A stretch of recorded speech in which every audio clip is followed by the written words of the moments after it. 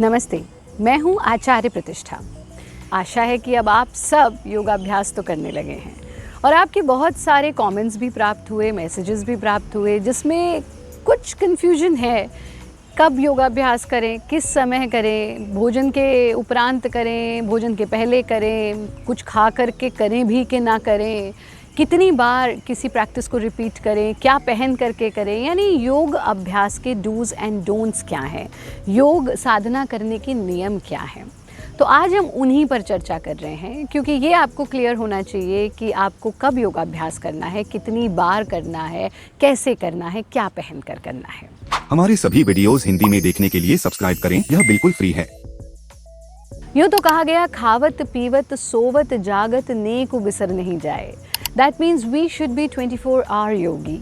आपका खाना पीना, उठना बैठना, रहन सहन, सोना जगना, सब कुछ योगमय होना चाहिए and you should be a 24 hour yogi. आपको 24 घंटे योगी बनकर रहना चाहिए, योग की अवस्था में रहना चाहिए। लेकिन जब हम अभ्यास की बात करते हैं, ख़ास तौर पर जो हमारे शारीरिक व्यायाम हैं योग के, चाहे आसन हैं, चाहे प्राणायाम हैं, बंध हैं, उनका एक समय निश्चित है। तो आइए जानते हैं कि क्या डूज़ एंड डोंट्स योग के हैं। पहला नियम, योगाभ्यास खाली पेट ही किया जाना चाहिए। या तो आप कंप्लीटली एम्प्टी स्टमक यानी प्रातःकाल उठ करके योगाभ्यास करें, और अगर आप किसी और समय, दिन के किसी और समय योगाभ्यास कर रहे हैं तो आपके मील और आपके अभ्यास के बीच में कम से कम 3 घंटे का गैप होना चाहिए। आपके भोजन और आपके योगाभ्यास के बीच में 3 hours gap must be there. तो अपने भोजन के 3 घंटे उपरांत ही योगाभ्यास करें। दूसरा प्रश्न ये आता है कि अभ्यास किस समय किया जाना चाहिए। तो अभ्यास करने का सर्वोत्तम समय है संध्या काल, और संध्या काल में भी यदि आप प्रातः काल अभ्यास करते हैं, जब पौ फटती है, रात्रि जा रही है, प्रभात आ रहा है, दिन का शुभारंभ हो रहा है, सूर्य की किरणें पौ फटने लगी है, वो समय योगाभ्यास के लिए सर्वोत्तम होता है। लेकिन जो लोग जिनकी दिनचर्या इस प्रकार की है कि वो सुबह के समय अभ्यास नहीं कर सकते, वो शाम के समय भी अभ्यास कर सकते हैं। सर्वोत्तम समय morning, second option is evening. लेकिन वो लोग जो ना सुबह कर सकते हैं ना इवनिंग कर सकते हैं, वो दिन के किसी भी प्रहर में, किसी भी समय में योगाभ्यास कर सकते हैं, on a condition that your अभ्यास should be done after minimum 3 hours of your meal. ये हुई आपके समय की कन्फ्यूजन दूर। तीसरा प्रश्न ये पूछा गया कि आचार्य जी, क्या पहन करके योगाभ्यास किया जाना चाहिए। योगाभ्यास हमेशा लूज़ एंड कंफर्टेबल कपड़ों में किया जाना चाहिए। लूज़ का अर्थ ये नहीं कि बहुत ही लूज़ या फिर बहुत ही टाइट कपड़े नहीं होने चाहिए। आप जब योगाभ्यास करें, आप कॉटन के कपड़े पहन करके, आप खादी पहन सकते हैं, आप सूती कपड़ा पहन सकते हैं, लेकिन उसके अलावा कोई भी जो भी अनकंफर्टेबल टाइप ऑफ क्लोथ है वो नहीं होना चाहिए। बहुत टाइट या बहुत ढीले कपड़े भी नहीं होने चाहिए। ख़ास तौर पर जब आप सूर्य की साधना करते हैं, सूर्य नमस्कार करते हैं, या आप मणिपुर चक्र से जुड़ी हुई साधना करते हैं, तो सर्वोत्तम है कि या तो आप बेयर बॉडी यानी अपर हाफ जो है आपके शरीर का वो नग्न अवस्था में हो, तब आप इसका अभ्यास करें, या फिर आप सन कलर्स के कपड़े पहन करके अभ्यास करें, जिस प्रकार के हमने पहने हैं या जितने भी योग से जुड़े लोग हैं वो पहनते हैं, यानी गेरुआ रंग, पीला रंग, ऑरेंज कलर या फिर सफ़ेद रंग, क्योंकि सफ़ेद रंग पर सभी रंगों का प्रभाव चढ़ जाता है। आपके हर रोग एवं समस्या का समाधान है भारत योग की ऑनलाइन क्लासेस। अपनी रुचि व आवश्यकता अनुसार अपना बैच चुनें। Therapy class, weight loss class, dance therapy class, बच्चों के लिए किड्स योगा संस्कार शिक्षा क्लास एवं कथक डांस क्लास, योग शिक्षकों व एडवांस प्रैक्टिशनर्स के लिए एडवांस प्रैक्टिस क्लास। भारत के टॉप संस्थान से एक्सपर्ट्स के मार्गदर्शन में दुनिया के किसी भी कोने से जुड़े और पाएं संपूर्ण स्वास्थ्य।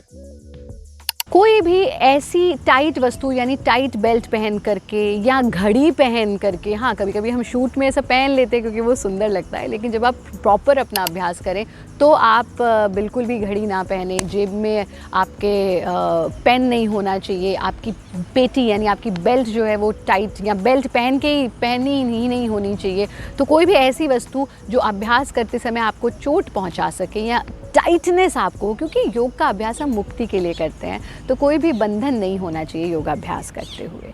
और अगला प्रश्न ये अक्सर उठता है कि किसी भी प्रैक्टिस को कितनी बार रिपीट करें आचार्य जी।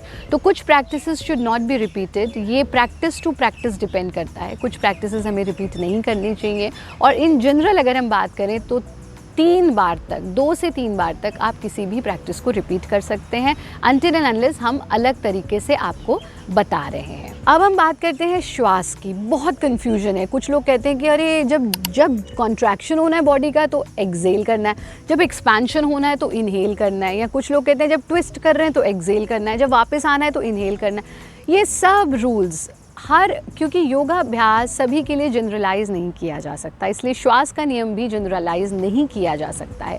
सिर्फ एक चीज़ आप ध्यान रखिए जो हमारे वंदनीय गुरुदेव ने हमें सिखाई, श्वास जीवन में सबसे सहज है, यानी सबसे नेचुरल चीज़ है that can happen to any human being because without breath we can't survive. तो सबसे आसान योग का जो श्वास का नियम है वो ये कि जहाँ बल लगाना हो वहाँ इनहेल करें और जहाँ बल छोड़ना हो वहाँ एक्सेल करें। जीवन का एक सिंपल सा उदाहरण आप ले लीजिए, यदि अभी आपको कहें कि ये बेड खिसकाना है या ये मेज़ खिसकानी है, आप क्या करेंगे? अच्छा, और फिर आप उसको खिसकाना शुरू करेंगे, यानी आप सांस भरेंगे और फिर बल लगाएंगे। बस इसी प्रकार से जब भी बल लगाना है, आप प्रेशर दे रहे हैं बॉडी पर, तो इनहेल करें और वाइस वर्सा, देन एक्सेल। ऐसा करने से आपका जो इफेक्ट है, जिस भी ऑर्गन पर इफेक्ट पड़ रहा है, वो दुगना हो जाता है। ये कुछ आसान से योग के नियम है। एक बहुत महत्वपूर्ण चीज़ ये है कि एसी कमरे में योगाभ्यास नहीं किया जाना चाहिए। जब आप योगाभ्यास करते हैं तो कोशिश करें कि खुली हवा में योगाभ्यास करें। आप हमारे सारे एपिसोड्स भी देखते हैं, हम स्टूडियो रिकॉर्डिंग से ज़्यादा प्रेफर करते हैं कि हम नेचुरल सराउंडिंग्स से आपके लिए योग के एपिसोड्स लेकर के आएँ, ताकि आपको भी एक मोटिवेशन मिले, क्योंकि योग सबसे नेचुरल चीज़ है और नेचर के साथ, प्रकृति के साथ समय बिता करके आप आधे तो वैसे ही स्वस्थ हो जाते हैं। हमने ऑलरेडी आपके साथ एक एपिसोड भी साझा किया है कि कैसे 5 एलिमेंट्स प्रकृति के साथ, पंच तत्वों के साथ समय व्यतीत करके भी आप स्वास्थ्य पा सकते हैं। एक काम जो लास्ट बट नॉट लीस्ट, कि आप योगाभ्यास के बाद, योगाभ्यास करते समय कोई भी नेचुरल कॉल, जैसे गैस पास होना, आपको स्टूल डिस्चार्ज की फीलिंग हो रही है, यूरिन डिस्चार्ज की फीलिंग हो रही है, उसको होल्ड नहीं करना है, उसको डिस्चार्ज कर दीजिए। तो योगाभ्यास हम इसीलिए करते हैं कि हमारे शरीर का मल निकल जाए, खांसी आ रही है, छींक आ रही है, उसको होल्ड करके नहीं रखना है। इनफैक्ट अगर ऐसा होता है तो उसको पास हो जाने दें और योगाभ्यास के तुरंत बाद यूरिन डिस्चार्ज ज़रूर करना चाहिए। कम से कम 15-20 मिनट का गैप दें योगाभ्यास के बाद अपनी मील्स के लिए। योगाभ्यास ख़त्म होते ही कुछ खाना नहीं चाहिए और अंतिम ये ज़रूर ध्यान रखें कि जहाँ बहुत धूल धक्कड़ है वहाँ पर अभ्यास बिल्कुल ना करें। आप जो मैट भी इस्तेमाल करते हैं, प्रयास करें कि वो जूट का मैट हो या कॉटन का मैट हो, दरी हो, तो वो आपके लिए ज़्यादा लाभकारी रहेगा। बस ये छोटे छोटे से नियम आप ध्यान रखें योगाभ्यास करने से पहले और हमारा कार्यक्रम देखते रहें। धन्यवाद। हरिओम।